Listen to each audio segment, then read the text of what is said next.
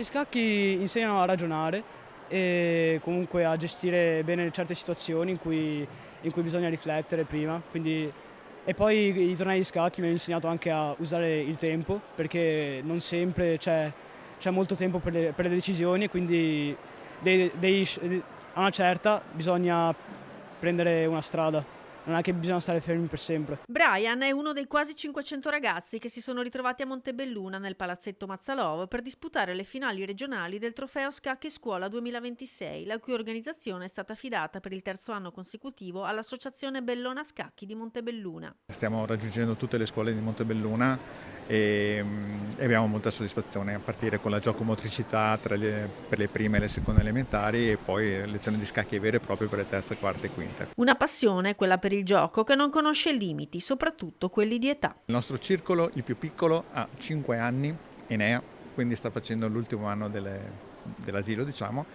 e il diversamente giovane, diciamo così, ne ha 83, che è il nostro pilastro, il signor Rossi.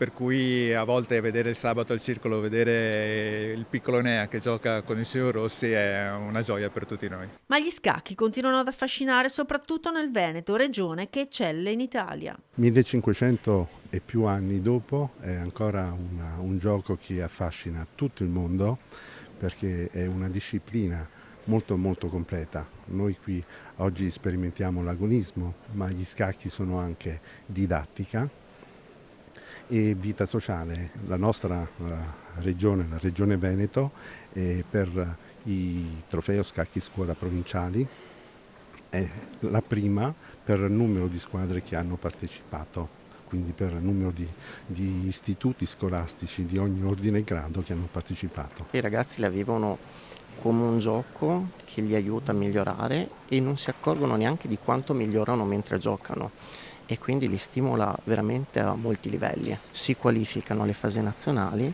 il 30% per ogni torneo, quindi le migliori 5-6 squadre a seconda del singolo torneo. Chi passa la selezione accede alla fase nazionale prevista a Montesilvano nel mese di maggio.